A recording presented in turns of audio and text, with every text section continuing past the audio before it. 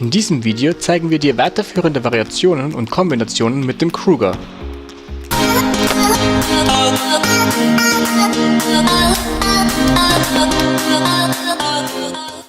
Voraussetzung für diese ist der normale Kruger. Den Kruger selbst sowie das Auflösen in 3 verschiedene Varianten zeigt dir ein anderes Tutorial, das jetzt rechts oben verlinkt ist.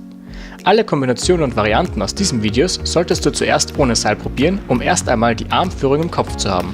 Du kannst den Kruger auch am anderen Bein springen, also wenn man ihn mit dem linken Arm springt, am rechten Bein oder umgekehrt. Die Position der Arme bleibt dafür trotzdem offen und es wird nicht überkreuzt. Man geht praktisch von außen unter das Bein. Damit der Sprung gelingen kann, musst du das Bein etwas auf die andere Seite legen und eventuell auch das Becken etwas drehen. Auch bei dem nächsten Sprung muss man sich etwas verrenken. Du springst einen Kruger, wobei du darauf achtest, den Arm besonders weit unter das Bein zu strecken. Bei der nächsten Seilumdrehung legst du dann den Griff samt dem Bein nach innen. Der andere Arm kreuzt ebenfalls vor den Körper, sodass die Arme in eine Cross-Position wechseln. Dein Bein ist also im Bereich des Knöchels umschlungen.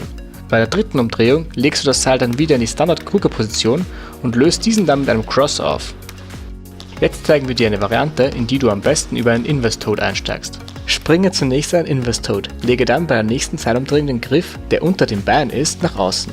Der andere, nicht eingeschränkte Arm geht auch wieder in Open-Position. Der Wechsel der Position erfolgt wie immer, wenn das Seil am höchsten Punkt ist.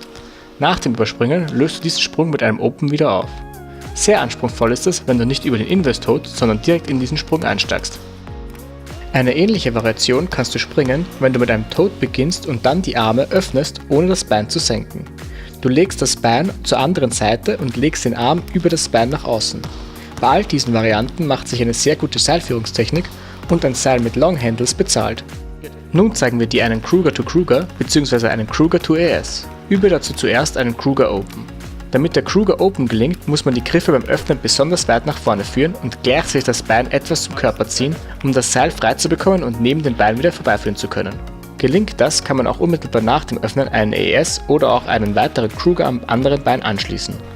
Löse auf wie beim Kruger Open. Sobald das Seil aber bei deinem Fuß vorbei ist, wechselst du schon in die nächste Position. Fallen dir diese Sprünge anfangs schwer, kannst du auch probieren, sie langsamer in Double Bounce zu springen, um mehr Zeit für das Ausfädeln des Seils zu haben. Nun noch 3 Varianten mit Double Under. Neben dem Kruger sollte hier auch schon ein Double Under sitzen. Die einfachste Variante dieser Art ist ein Side Swing Kruger, den du als Double Under springst.